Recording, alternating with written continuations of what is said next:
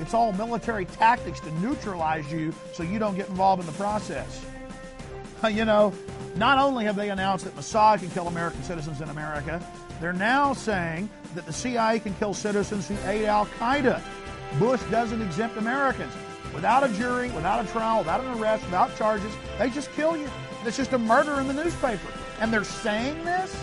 They're saying this? And a lot of you are going, whoa, I better shut up then. No.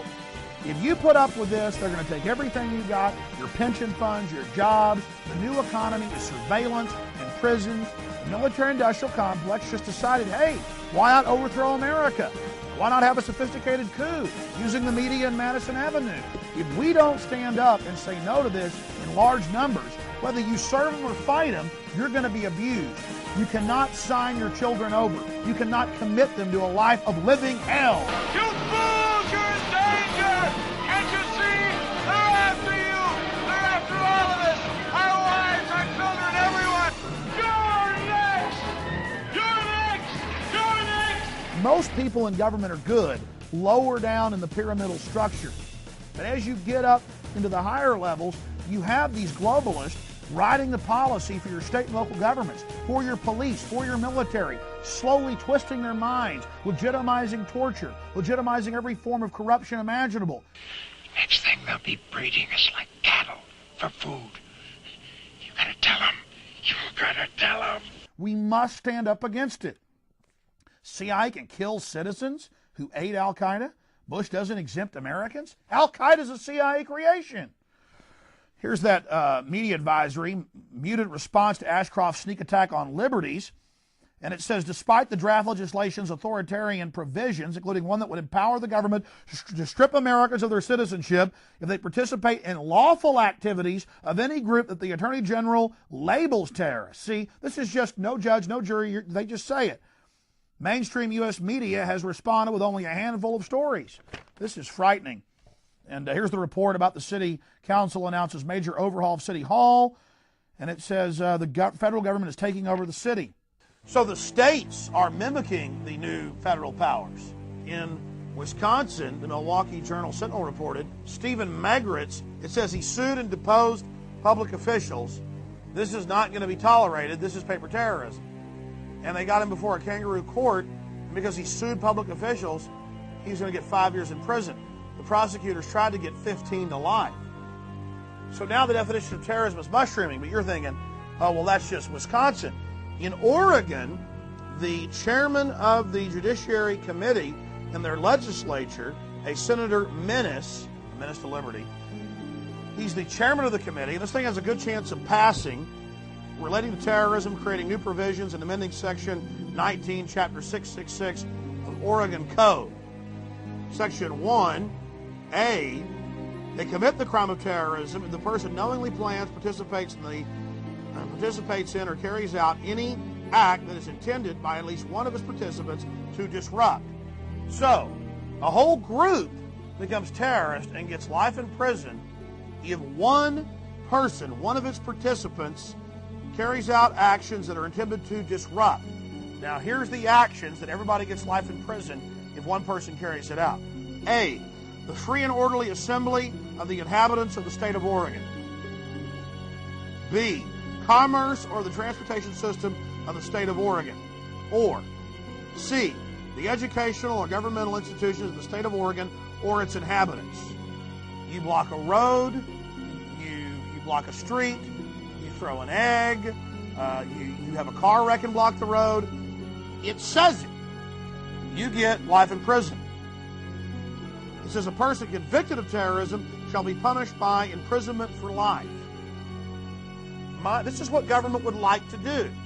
Now, in Wisconsin, they passed these laws, and you go to prison if you sue a public official, which is your right to do, but it doesn't matter now. They've got SWAT teams with black uniforms and ski masks if you don't submit. You first met them right after the 9/11 attack. They were the ones guarding the secret mountain bunker where top government officials would go in a national emergency. Take a look at the patch on their uniforms, because this is what you'll mostly be staring at after a major terrorist attack. It's the mark of the Federal Emergency Management Agency, or FEMA, police. FEMA's most important role would come after a major terrorist attack. The minute President Bush declares a national emergency, FEMA becomes the boss. Federal documents lay out plans for what will happen to you if you survive. It's called consequence management. Executive orders going back to John F. Kennedy and the Cold War kick in.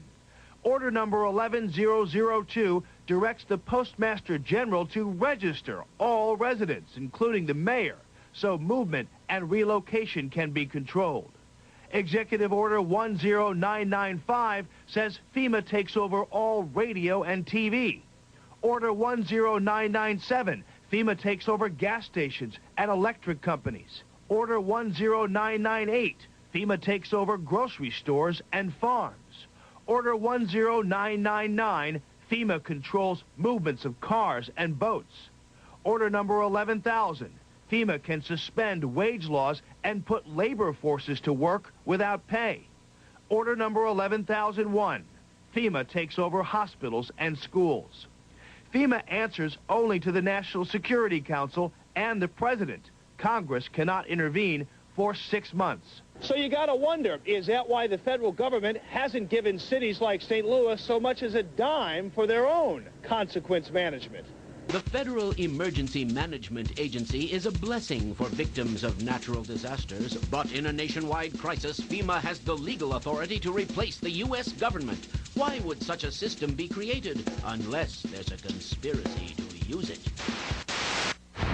Established in 1979 as a simple departmental merger, FEMA has gained enormous power. It can provide the muscle and machinery for an already existing shadow government to take charge anywhere in America. This group of non-elected bureaucrats can declare martial law, arrest dissidents, and suspend some of our constitutional rights, all in the name of national security. And if that doesn't scare you, let's meet our panel. First, we have a talk radio host from Austin, Texas, who also runs the scary-sounding website Infowars.com. Please welcome Alex Jones.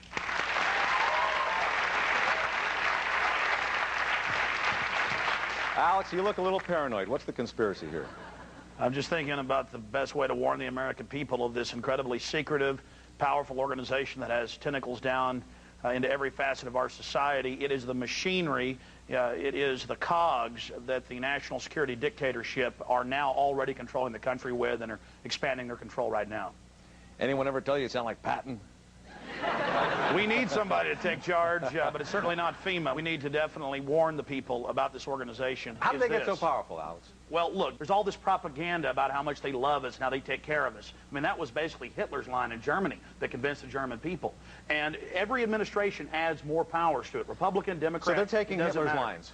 Do what, sir? They're stealing Hitler's strategy. Yes, basically, Hitler burned the Reichstag. He created a crisis to offer his solution. And it's the same thing over and over again. In fact, the federal government doesn't really have an incentive to stop disasters, to stop attacks. They get more control every time there is a disaster. How can you stop a disaster? How can you stop I'm also talking about terrorist attacks. Well, yeah. Well, I mean, they talk about how they're going to keep us safe, but they leave the borders wide open. Well, that's not FEMA's job to stop terrorism. Well, actually, if you look at it, they have a giant secret budget. It's called a black op budget. Tens of billions of dollars that we know about. And where do they get that money? From the federal government. From the federal government. Who gets it from where? From the American people. You're giving them money. This Hitler organization. That's right. The American people, of course, that's not the first time governments have taxed the population to enslave them. Look at Rome. I mean, Rome was great at that.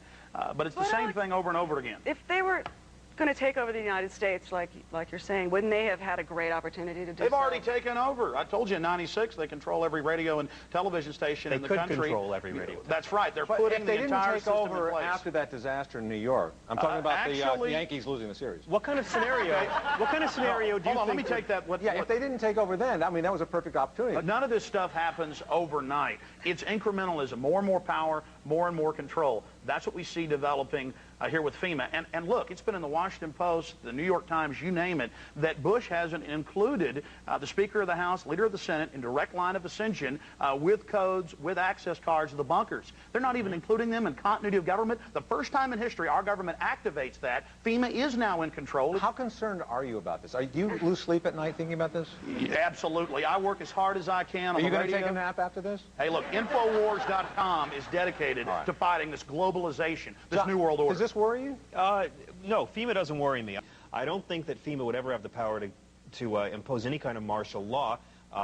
That's only can be authorized by an act of Congress. And so I don't really see how the transfer of power would happen unless you're talking about an actual military takeover through the NSC. Go read the executive orders on FEMA. How would it happen?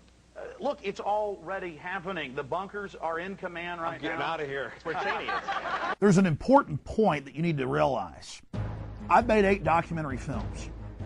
First one in 1997, America Destroyed by Design.